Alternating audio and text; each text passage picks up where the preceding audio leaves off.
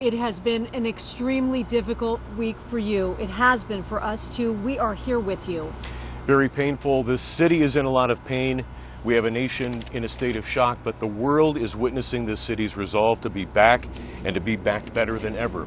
If you're tuning in tonight to get any updates on the investigation into the shooting, we've deliberately decided tonight not to do that. That's right. We are focusing on the heroes tonight.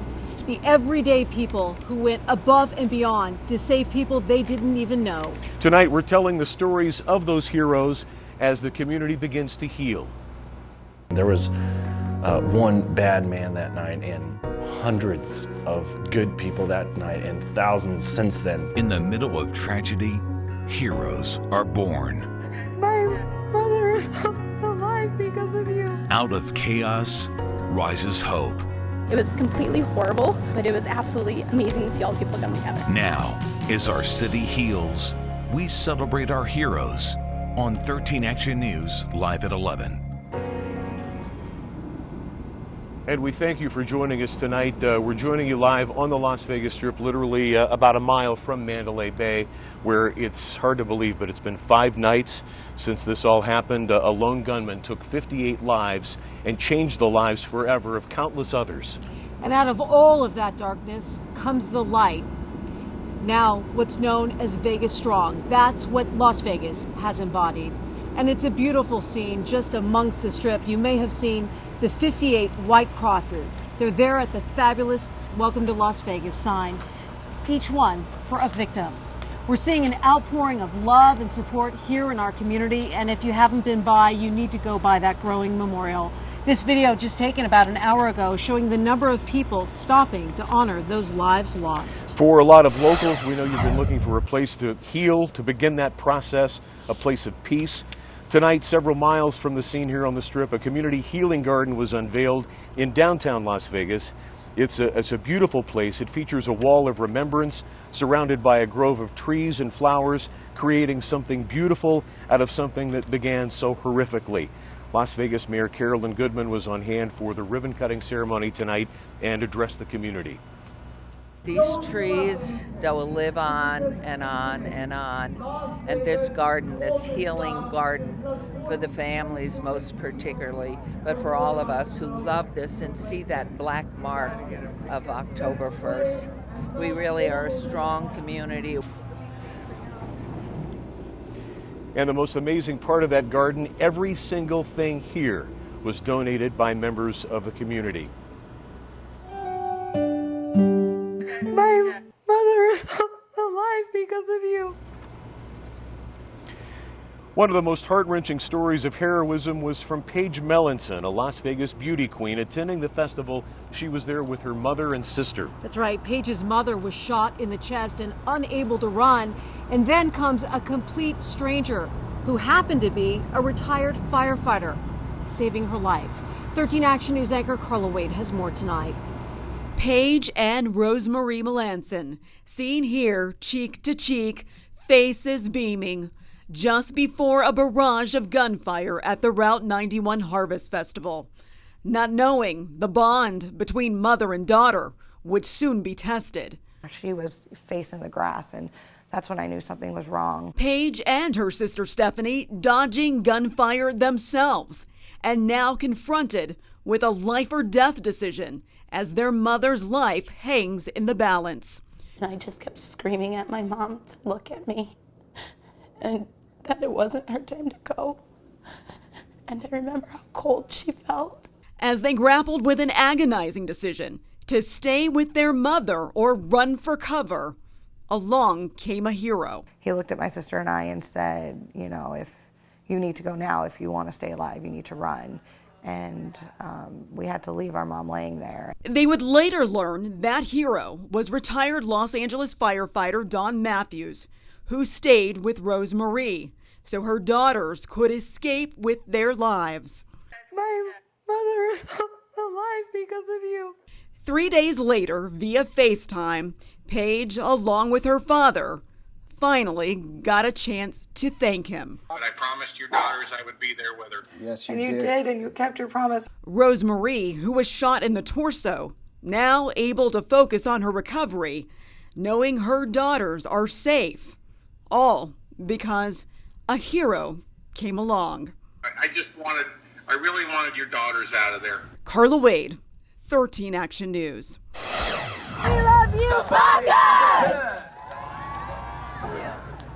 A ceremony held tonight before the homecoming game at Faith Lutheran to honor two twins shot during the attack.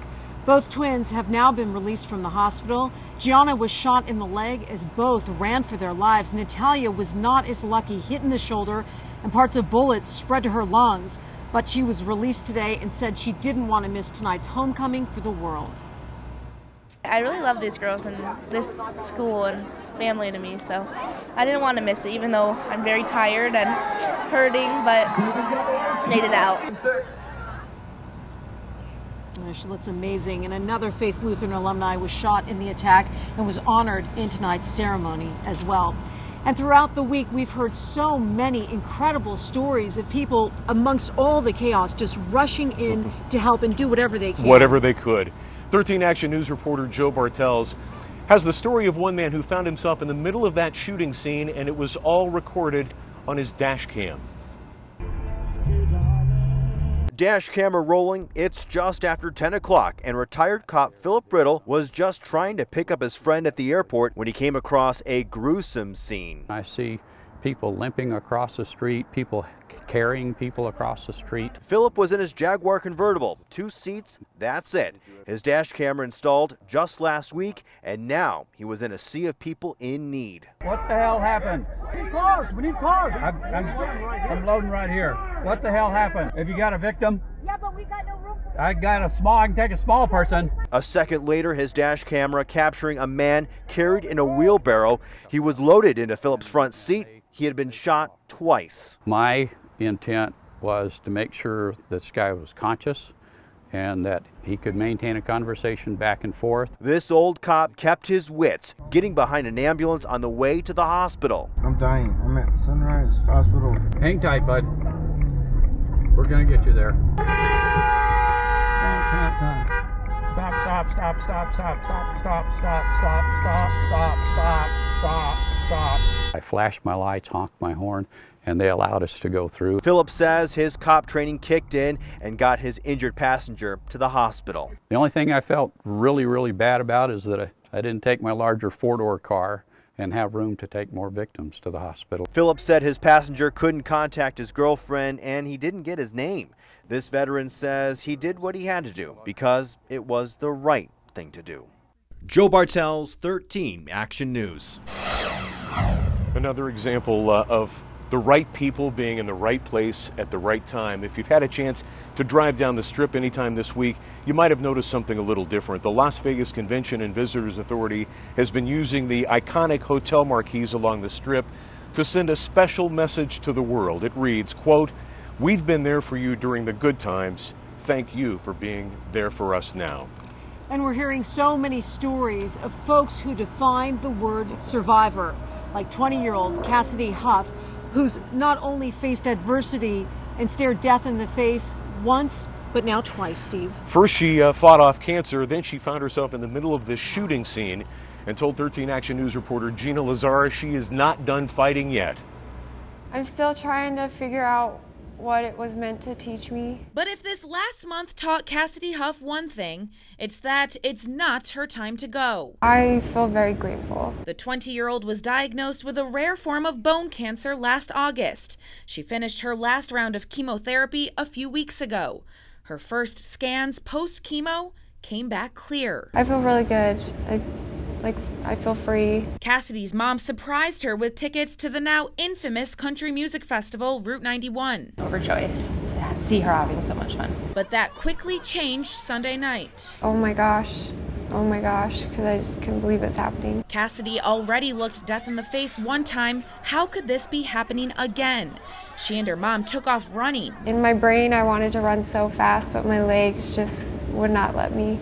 They just kept buckling. That's when off-duty LAPD officer Mitchell Tosti stepped in to help, scooping up Cassidy like a baby. You could tell they were panicked. She looked tired, so I grabbed her. She was only wearing one shoe when I saw her. I was like, "I'll carry you." The nightmare started at 10:08. Cassidy and her mom were home in Henderson by 11:15, thanks to another Long Beach police officer that drove them home. I don't think I've ever seen that many people like jump in to help other people. It was really amazing how brave those people were, and I wish I could have done that. Gina Lazara, 13 Action News. And we can't forget tonight to recognize some other heroes. All of you at home, tens of thousands of you headed out to the blood banks to donate, took supplies to the Red Cross, whatever you could do to help the victims of Sunday night's tragedy. In fact, so many of you jumped in to help. The blood banks and donation centers had to start turning people away because they simply didn't have the room. So a very sincere thank you to all of you at home tonight who were there for Southern Nevada and the Las Vegas community. We had stories of people driving in from California and Utah to try to donate blood. So they were doing everything they could. When they found out what happened, they immediately rushed over here. We can't forget the hundreds of first responders either who were literally running toward the gunfire to save lives. That's right. One Clark County firefighter who was there with his wife, who when all of the chaos broke out, he didn't hesitate at all to help. He shared his story with 13 Action News anchor Beth Fisher.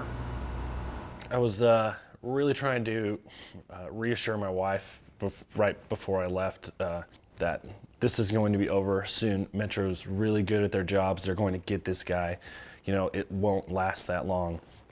There was a brief break in the gunfire, and that's when I told her, hey, just run that way to the Tropicana and don't stop. Clark County firefighter Travis Haldeman says his training kicked in, and he raced to help a man who'd been shot in the leg. Picked him up on my back and told him, I'll get you out of here. We're 2-3 steps away from their cover, and we had 3 shots ring out 5 feet in front of my feet. What Travis didn't know is that his wife Haley couldn't get out either. She hid under a platform in the middle of the arena. We all started praying, and saying the Lord's Prayer just over and over and over again. Travis carried 2 victims on his back into the medical tent. That's where I met a young girl who'd been shot in the back. She got shot in the lower back,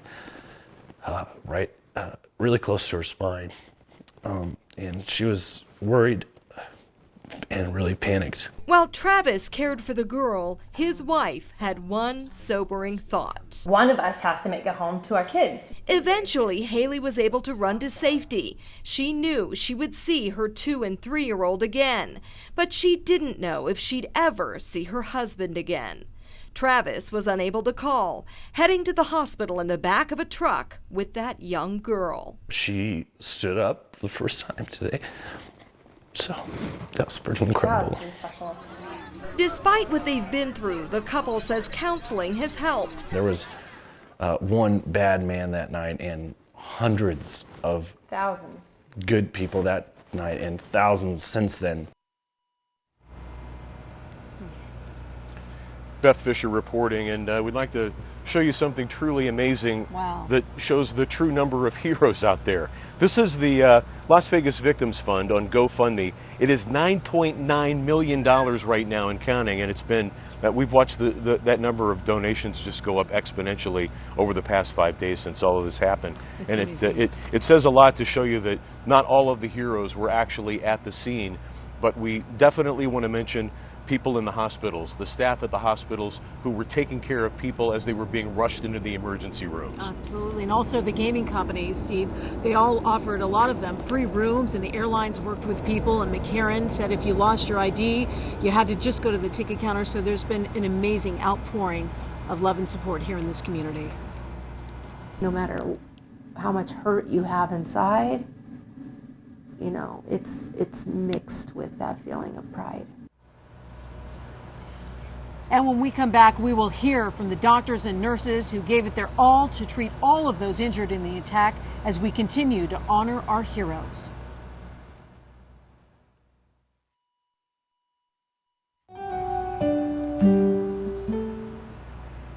And welcome back to this special edition of 13 Action News, Heroes and Healing, as we recognize so many people who did so much in the face of a tragedy. That's right. We've heard of so many people who went to great lengths during the mass shooting on the Las Vegas Strip.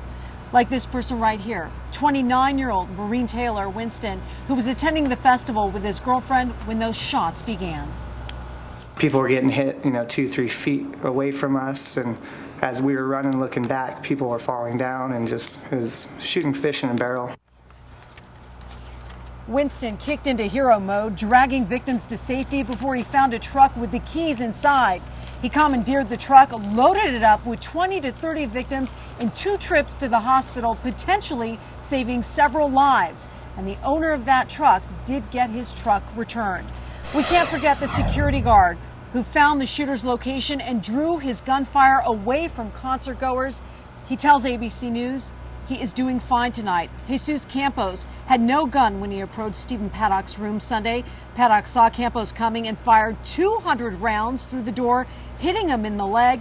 After Campos was hit, he was able to use his radio to tell casino staff where the gunfire was coming from. And get this, he even stayed to help clear the floor of guests until police finally made it and told him to go get medical attention. Campos telling ABC News he was just doing his job. Many of the people who survived the gunfire are still being cared for tonight in local hospitals. That's right. 13 Action News anchor Leslie Moraine was with some of the heroes who went to the hospital, and they worked to care for dozens of victims that were arriving there at the ER. Really kind of made me paralyzed for a bit. Tears well up in the eyes of nurse Jessica Weisgerber as she replays the moments victims frantically rushed into the ER. The amount of people and screaming. Weisgerber, an 8-year veteran of the ER, recalls going numb, looking at the amount of blood lining the hospital hallways from the front entrance to the trauma rooms. Everything seemed to be either had blood or, everywhere. What usually is a 1-person bedroom turned into 4 beds. Sunrise Hospital says they took in almost 200 patients in less than 3 hours. The front entrance being described as a parking lot of vehicles. The ambulances were pouring in, pickup trucks with patients, 6 to 8 patients in the back of the pickup truck. Patients packed inside the hospital with gunshots to their arms, legs, and head. Dr. Kevin Menace had the tough task of deciding which patients needed care before others. These patients were great. They looked at me and said, "Doc, no, I'm good. It's not me. No, this guy, this is the one that's sick." And while not everyone made it, by the time the next shift walked in, there was no question these doctors and nurses had given their all. No matter how much hurt you have inside, it's mixed with that feeling of pride. Sunrise Hospital did tell us they put their staff through drills that simulate mass casualties, but they say no drill could have prepared them for how many people needed help Sunday night. Reporting from the newsroom, Leslie Medine, 13 Action News.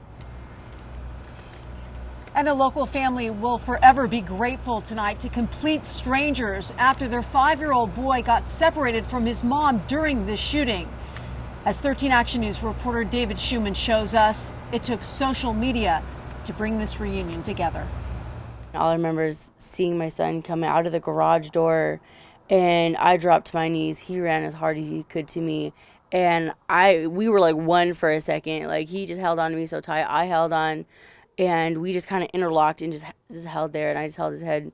The family had spent 3 days at the Route 91 festival. As it wrapped up, Doris Hooser took her daughter to the bathroom, leaving her 5-year-old son with his aunt. Then, chaos.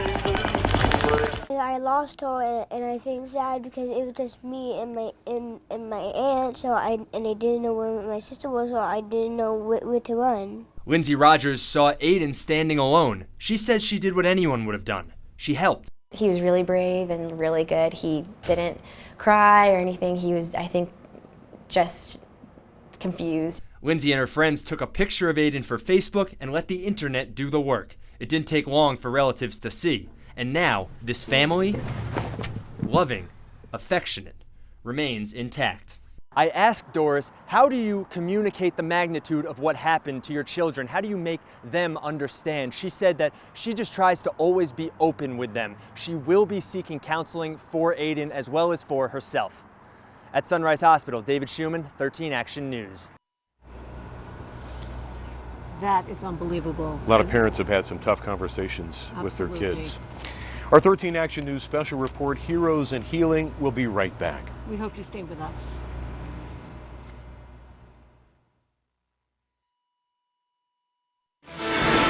13 first alert. We ended off the day in the 80s. Take a look at that. 84 degrees. Normal is 85. Tomorrow will be anything but normal. If anything, we're going to be warming things up. We've got some 90s coming up for Henderson, for McCarran, for Green Valley, 88 Spring Valley. But here's the next 7 days for you. 90s all weekend long. Maybe pick up some breezes on Sunday. Later on Sunday, could be some stronger winds. Late Sunday, let's say, into Monday. Monday could be a gusty day because look what we're ushering in. 70s, then 80s thereafter with 50s overnight. We'll be right back.